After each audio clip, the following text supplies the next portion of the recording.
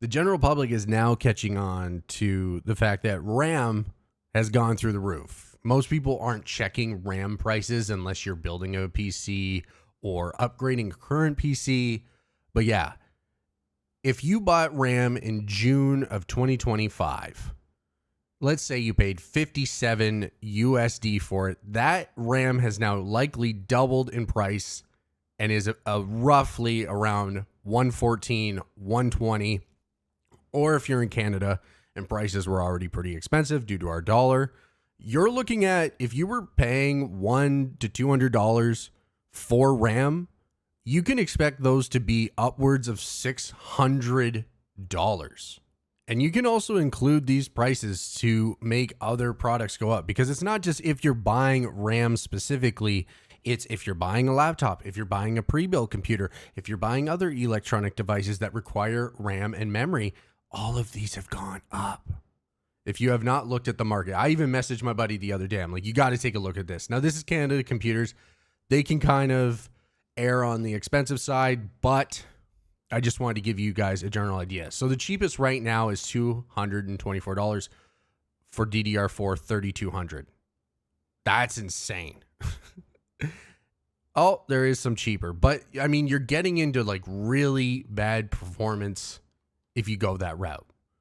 When you get into, if we can try and change it to DDR5,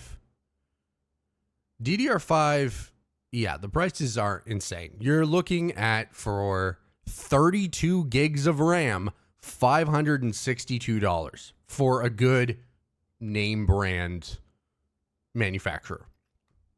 And on Amazon, it's not much different. If anything, it's worse because supplies are so limited.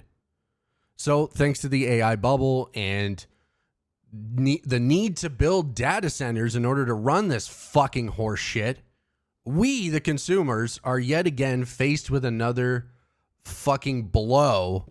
It seems never ending. It was like 2020 was the mining era where everyone was trying to be a fucking Bitcoin miner. So then graphics cards went through the roof. Then they needed and then AI came along like 3 to 4 years later.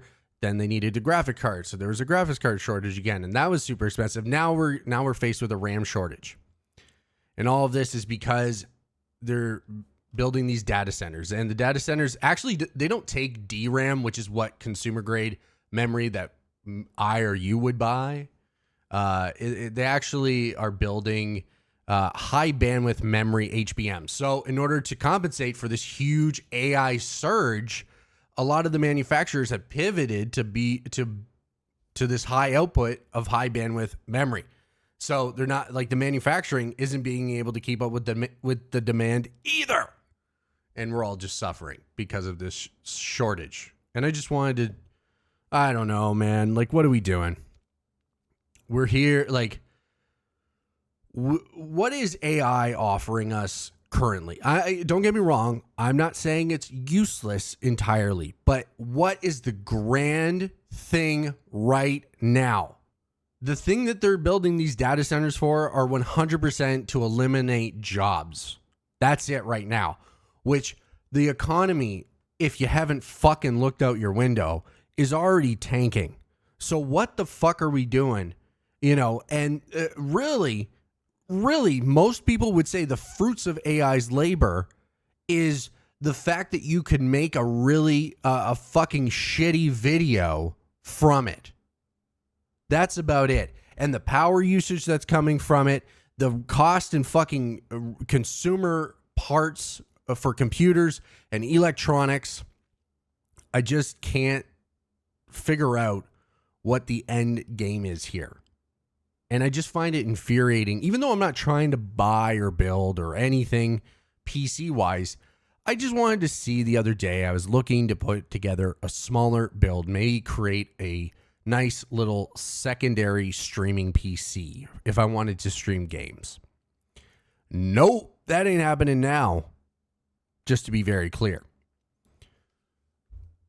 And I can't fucking wait for this bubble to hopefully burst and for there to be a correction. And for people, because if you haven't looked into that either, AI and the bubble around it, they've really put the cart before the horse, where you have Nvidia lending OpenAI $100 billion or whatever it was, and they're really just reinvesting it into Nvidia in order to buy parts. It's fucking ridiculous.